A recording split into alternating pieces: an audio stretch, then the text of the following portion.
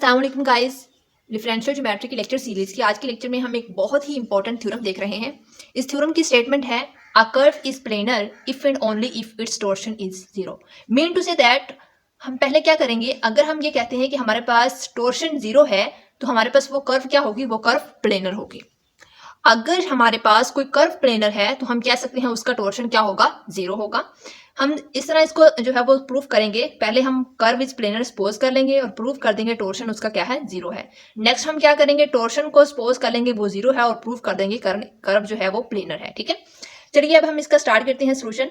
मैंने सबसे पहले क्या किया, सपोज कर लिया टोर्शन इज जीरो। अगर टोर्शन जीरो है तो mean to say that tau किसके इक्वल है, जीरो के इक्वल है। तो प्रूफ क्या करना है, प्रूफ करना है जो हमारे पास कर्व है वो प्लेनर है, यानी कि एक्स डॉट बी हमारे पास क्या है, वेक्टर क्वांटिटी। आपको बताती हूँ नेक्स्ट जाके एक्स हमारे पास क्या है और बी हमारे पास क्या है। सबसे पहले हमने फर्निट इक्वेशंस को डिस्कस किया था, उसके प्रूफ्स देखे थे कि हमारे पास जो बायनॉर्मल वेक्टर होता है अगर उसका हम डेरिवेटिव ले लें विद रिस्पेक्ट टू एस तो वो किसके इक्वल होता है, वो हमने देखा था माइनस टाउ इंटू एन का नॉर्मल वेक्टर। अब हमने सपोज क्या किया हुआ है, सपोज हमने किया हुआ है टोर्शन हमारे पास जीरो है तो हमने जो सपोज किया वो हम यहाँ पुट कर देंगे।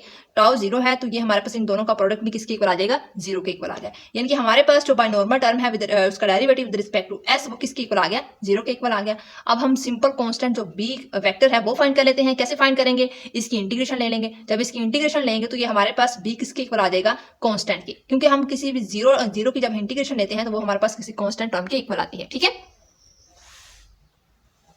नेक्स्ट वन हमने क्या किया, नेक्स्ट वन हमने कंसीडर कर लिया कर्व। अब यहाँ पे जो x है, x रिप्रेजेंट कर रहा है कर्व को और b हमारे पास क्या है, ये बायनॉर्मल वेक्टर है। इन दोनों के प्रोडक्ट का हम डेरिवेटिव लेंगे विद रिस्पेक्ट टू s। जब हम इनका डेरिवेटिव लेंगे तो यहाँ प्रोडक्ट रूल यूज करेंगे। फर्स्ट का derivative second as it plus second as it और फर्स्ट का सेकंड का डेरिवेटिव और फर्स्ट एज इट, यही हमने यहाँ पे किया। और हमें पता है b का डेरिवेटिव जो था विद रिस्पेक्ट टू s वो किसके इक्वल था, वो जीरो के इक्वल था। यहाँ पे ये वाली टर्म हमने पुट कर दी जीरो और ये वाली टर्म एज इट, और x का जो डेरिवेटिव है, ये वेक्टर क्वांटिटी है, x का डेरिवेटिव हमारे पास किसके इक्वल होता है, t के इक्वल होता है। जैसे कि हमने टेंजेंट का फार्मूला पढ़ा था, t किसके इक्वल होता है, t इक्वल होता है अल्फा का डेरिवेटिव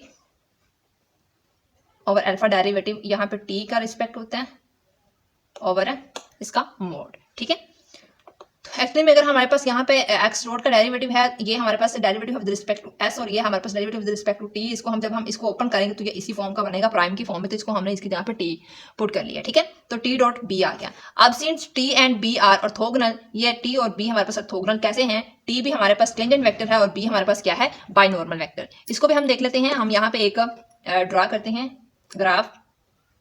ये हमारे पास बायनॉर्मल वेक्टर होता है, ये हमारे पास नॉर्मल वेक्टर होता है और ये हमारे पास टेंजेंट वेक्टर होता है। अब वो कह रहा है जो हमारे पास टेंजेंट वेक्टर है और बायनॉर्मल वेक्टर है, ये दोनों जो वेक्टर हैं ये ऑर्थोगोनल है। अगर ये दोनों ऑर्थोगोनल हैं तो ये दोनों क्या हो जाएंगे, जीरो के इक्वल हो जाएंगे। ठीक है, और इनका डी ओवर डी एस हमारे पास क्या आ जाएगा, एक्स डॉट बी किसके इक्वल आ जाएगा, ये भी जीरो के इक्वल आ गया।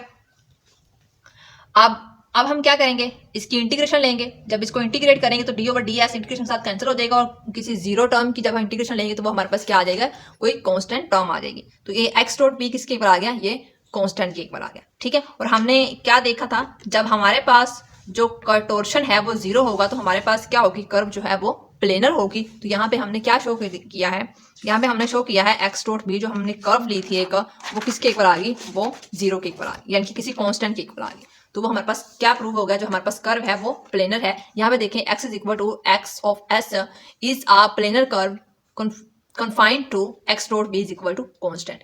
टोर्शन हमने जीरो लिया था, प्रूफ कर दिया हमने, जो हमारे पास टोर्शन जब जीरो होता है तो वो कर्व क्या होती है, कर्व प्लेनर होती है। ठीक है, अब इसका कन्वर्सली करते हैं। कन्वर्सली में क्या सपोज करेंगे, कर्व हमारे पास जीरो है यानी कि एक्स डॉट बी को किसी कांस्टेंट के इक्वल रखेंगे, कर्व लेंगे और उसको शो करना कि वहां पे हमारे पास टोर्शन जो है वो जीरो के इक्वल है। सिंस बी क्रॉस एन, यहाँ पे हमने क्या लिया है, क्रॉस प्रोडक्ट लिया है, B cross N are unit vector, ये हमारे पास यूनिट वेक्टर है, बी हमारे पास बायनॉर्मल वेक्टर है और एन हमारे पास क्या है, नॉर्मल वेक्टर है। और ये इन दोनों का क्रॉस प्रोडक्ट हमारे पास है, वेक्टर जो है वो यूनिट वेक्टर है। एंड बी जो बी बायनॉर्मल वेक्टर है with respect to s is smooth function.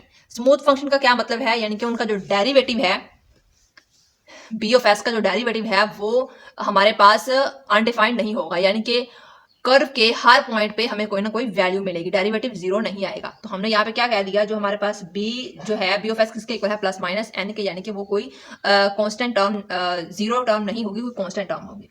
तो bs इज कांस्टेंट, ये हमारे पास कांस्टेंट आ जाएगा। जब हम इसका डेरिवेटिव लेंगे b ऑफ s का विद रिस्पेक्ट टू s, तो ये हमारे पास क्या आ जाएगा, कांस्टेंट टर्म का डेरिवेटिव जीरो होता है, तो ये b डैश ऑफ s किसके इक्वल आ गया, जीरो के इक्वल आ गया। और अभी हमने पीछे भी इसका यूज किया था कि हमारे पास डेरिवेटिव ऑफ बाइनॉर्मल वेक्टर का फार्मूला क्या होता है, अकॉर्डिंग टू फर्नेट इक्वेशन। तो ये हमारे पास माइनस टाउ और इंटू एन नॉर्मल वेक्टर, ठीक है। इसकी जगह पे हमने ये पुट कर दिया। अब ये पुट करेंगे तो यहाँ पे हमने देख लिया कि ये वाली टर्म हमारे पास किसके इक्वल थी, जीरो के इक्वल थी। इसकी जगह पे जीरो पुट कर दिया। और उसके बाद हमने देखा अगर दो क्वांटिटी का प्रोडक्ट हमारे पास जीरो के इक्वल हो तो दोनों जीरो के इक्वल होती हैं। अब यहाँ पे टाउ ऑफ एस तो जीरो के इक्वल हो गया, एन ऑफ एस हमारे पास जीरो के इक्वल नहीं हो सकता। क्यों? क्योंकि हमने स्टार्टिंग में कह दिया कि जो हमारे पास ये दोनों बी ऑफ एस हमने कर्व ली है वो क्या है, वो स्मूथ कर्व है, ठीक है। तो इसी तरह हमने ये बता दिया जो हमारे पास tau of S is equal to zero है और जो हमारे पास नॉर्मल वेक्टर है वो जीरो के इक्वल नहीं है। तो टोर्शन क्या प्रूव हो गया, टोर्शन हमारे पास क्या है,